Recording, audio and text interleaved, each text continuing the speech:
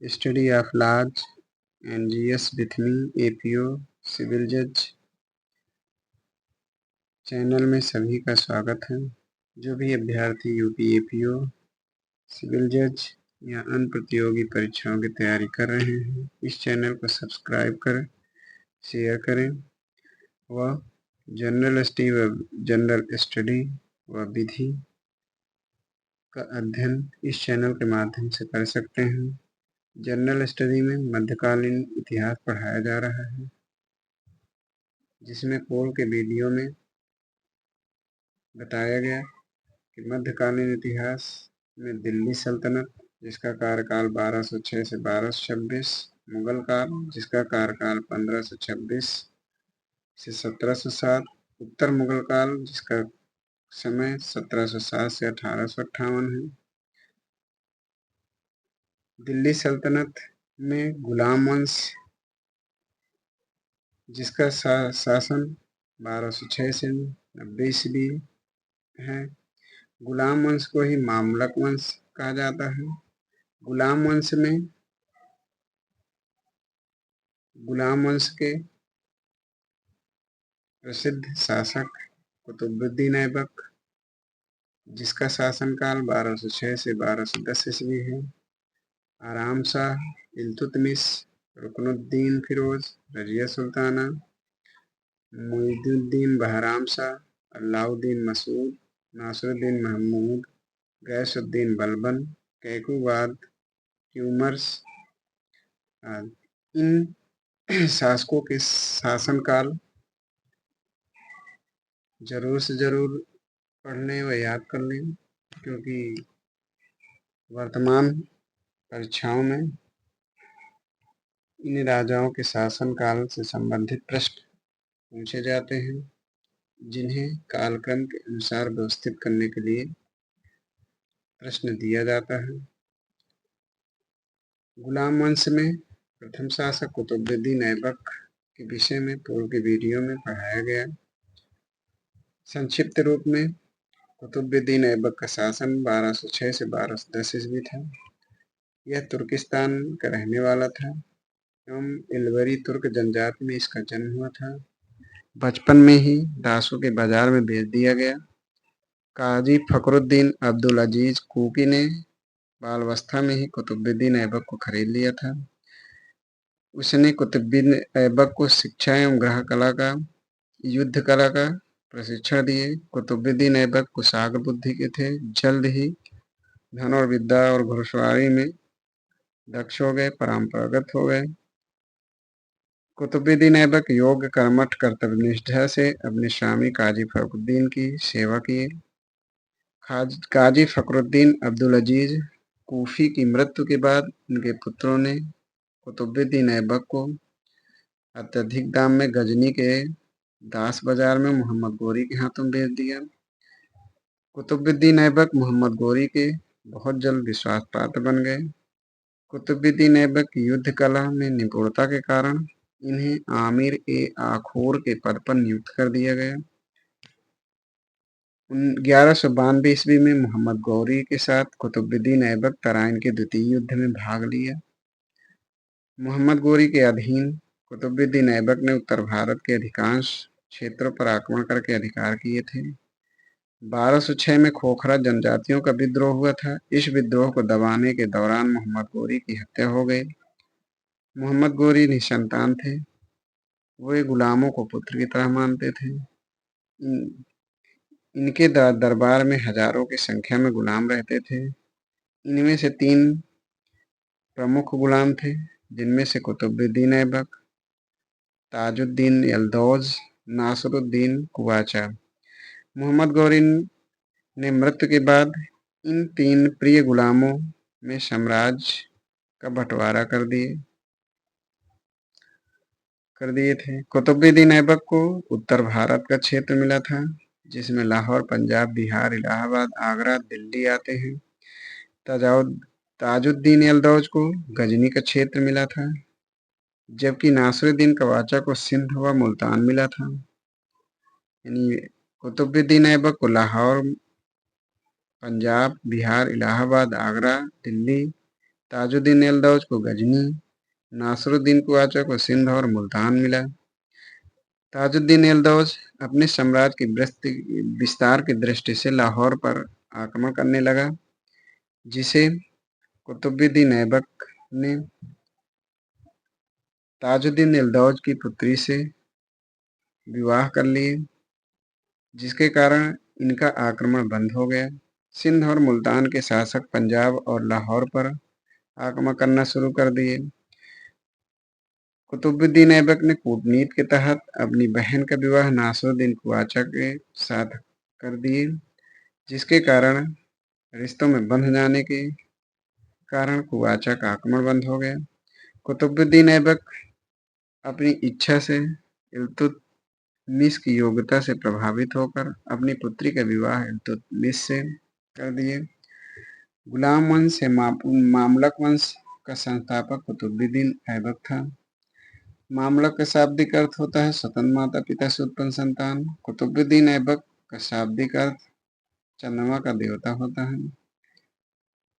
कुतुबुद्दीन ऐबक द्वारा किया गया कार्य। गुलाम वंश के संस्थापक कुतुबुद्दीन ऐबक थे। इन्होंने अपनी राजधानी लाहौर में बनाए थे। कुतुबुद्दीन ऐबक लाहौर से ही अपने साम्राज्य का प्रशासन करते थे। यह निष्कपट, निष्ठावान, दयालु स्वभाव के थे। अपनी प्रजा को उदारता लाखों में दान देते थे। अपनी प्रजा को उदारतापूर्वक लाखों में दान देते थे, इसलिए इन्हें लाख बख्श कहा जाता था।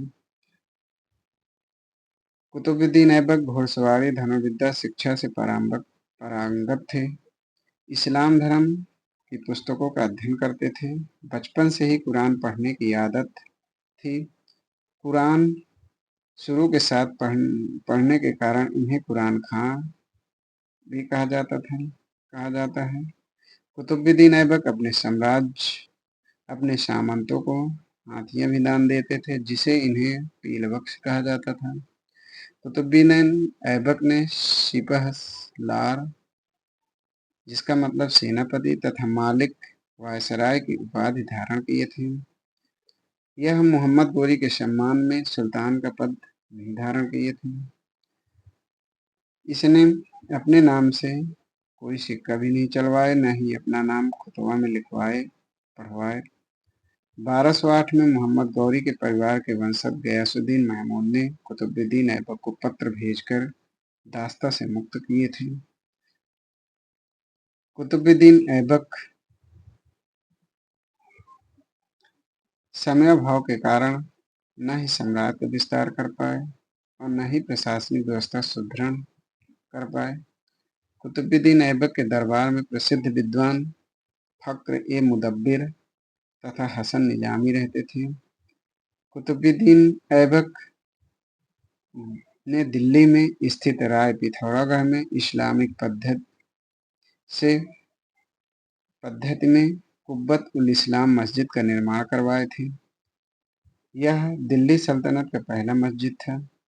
कुतुबुद्दीन ऐबक ने अपने गुरु ख्वाजा कुतुबुद्दीन बख्तियार काकी की स्मृति में दिल्ली स्थित कुतुब मीनार की नींव रखे थे।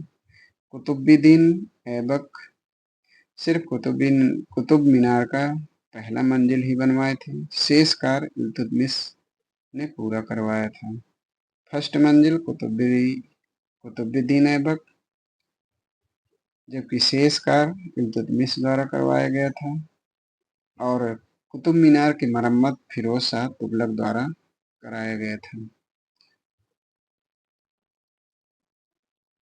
कुतुबुद्दीन ऐबक द्वारा बिसल-देव भिराज फोर्थ के द्वारा अजमेर में स्थित संस्कृत महाविद्यालय को क्षतिग्रस्त करके उस स्थान पर 2.5 दिन का झोपड़ा नामक मस्जिद का निर्माण कराया गया था, जिसकी दीवारों पर हरकेली नाटक का चित्रण किया गया।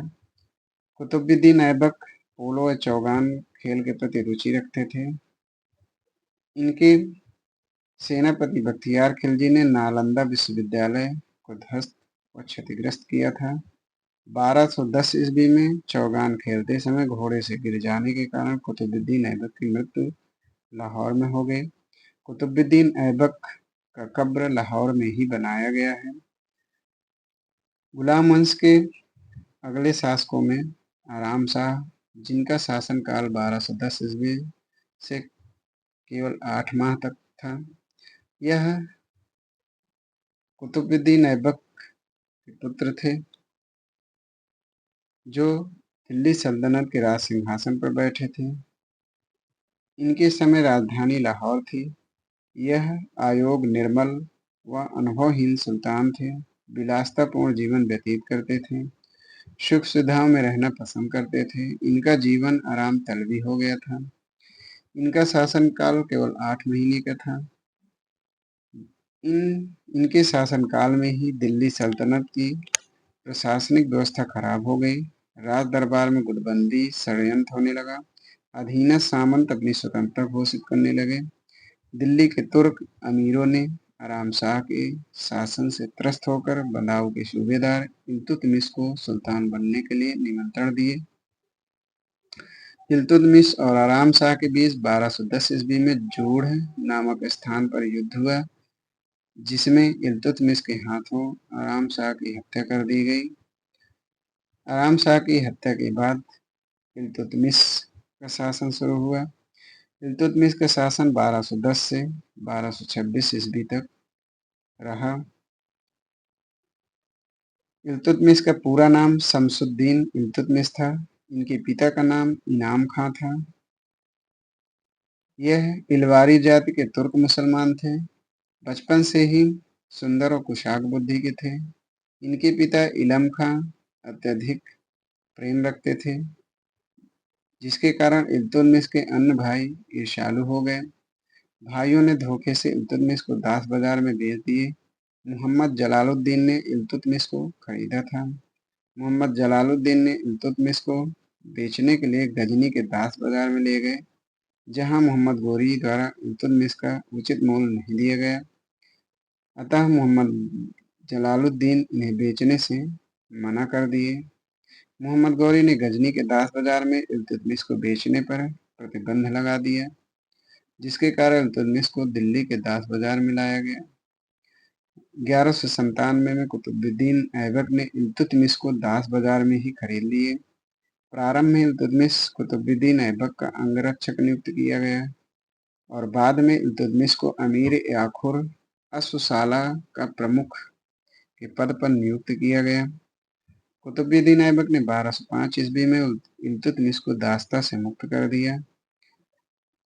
कुतुबुद्दीन ऐबक के कार्यकाल में इल्तुतमिश को बंदाऊ का इक़्तिदार सूबेदार नियुक्त किया गया था।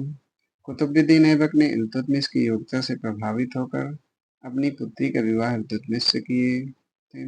इल्तुतमिश ने 1210 में अयोग सुल्तान आराम शाह की हत्या करके दिल्ली सल्तनत के राज सिंहासन पर बैठे थे। गुलाम वंश का वास्तविक संस्थापक इल्तुतमिश को माना जाता है, क्योंकि इल्तुतमिश के समय में ही गुलाम वंश का सर्वांगीण विकास हुआ था। इल्तुतमिश के नाम का शाब्दिक अर्थ साम्राज्य का स्वामी होता है। यह योग प्रशासक, कर्तव्यनिष्ठ, कुशल सेनानायक एवं समाज विस्तारवादी नीति का पालन करते थे। युद्ध कला में निपुण थे तथा घुड़सवारी और धनुर्विद्या में भी दक्ष थे।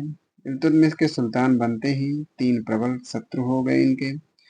ताजुद्दीन यल्दौज, जो गजनी के शासक था, नासरुद्दीन कुवाचा, जो सिंध और मुल्तान का शासक था, अली मर्दान, जो बंगाल का सूबेदार था। गजनी के मुल्तान ताजुद्दीन यल्दौज इल्तुतमिश को अपने अधीन मानते थे, इसलिए इल्तुतमिश के दरबार में छत्रदंड व राज चिन्ह भिजवाए थे, जिसे इल्तुतमिश ने शांतिपूर्वक स्वीकार कर लिया था। ताजुद्दीन यल्दौज ने लाहौर और पंजाब के क्षेत्रों पर आक्रमण करके इल्तुतमिश के लिए नई परेशानी पैदा करने लगे। यल्दौज दिल्ली की सत्ता पर स्वयं अधिकार करने का प्रयास करने लगे। अतः इन परिस्थितियों के कारण इल्तुतमिश ने यल्दौज से युद्ध करने का निर्णय लिया। तराइन का तृतीय युद्ध, जो ताजुद्दीन यल्दौज और इल्तुतमिश के बीच हुआ। इल्तुतमिश ने साम्राज्य की सुरक्षा के लिए 1215 ईस्वी में ताजुद्दीन यल्दौज के साथ हरियाणा स्थित तराइन के ऐतिहासिक मैदान में युद्ध हुआ, जिसमें इल्तुतमिश ने यल्दौज को पराजित करके बंदी बना लिया। यल्दौज को बदाऊं के कारागार में बंद कर दिया गया और उसी वर्ष जेल में ही यल्दौज की हत्या कर दी गई। नासिरुद्दीन कुवाचा का विद्रोह 1217 एवं 1227 ईस्वी को हुआ। सिंध और मुल्तान का शासक नासिरुद्दीन कुवाचा ने इल्तुतमिश के क्षेत्र लाहौर पर आक्रमण करके कब्जा कर लिए। इसकी प्रतिक्रिया में सुल्तान की सेना ने नासिरुद्दीन कुवाचा के साथ युद्ध किया। उस युद्ध में कुवाचा पराजित हुए और युद्ध क्षेत्र से भागकर अपनी जान बचाने में सफल रहा। 1227 ईस्वी में पुनः नासिरुद्दीन कुवाचा ने विद्रोह कर दिया। इस विद्रोह को दबाने के लिए स्वयं सुल्तान अपनी विशाल सेना लेकर लाहौर पहुंच गए, जहां नासिरुद्दीन कुवाचा सुल्तान की सेना से भयभीत होकर अपने पुत्र बहराम मसूद को इल्तुतमिश के पास शांति वार्ता के लिए भेजा, लेकिन इल्तुतमिश ने संधि अस्वीकार करके बहराम मसूद की हत्या कर दिए। लाहौर के मैदान में इल्तुतमिश और नासिरुद्दीन कुवाचा के बीच भयंकर युद्ध हुआ। इस युद्ध में नासिरुद्दीन कुवाचा की शर्मनाक हार हो गई। यह युद्ध क्षेत्र से कुवाचा भागने लगे और सुल्तान की सेना पीछे करने लगी। अंततः नासिरुद्दीन कुवाचा सिंध नदी में कूदकर आत्महत्या कर लिए। बंगाल के सूबेदार अली मर्दान का विद्रोह। दोस्तों आज यहीं तक। कल बंगाल के सूबेदार अली मर्दान का विद्रोह से आगे के टॉपिक पढ़ाया जाएगा। धन्यवाद।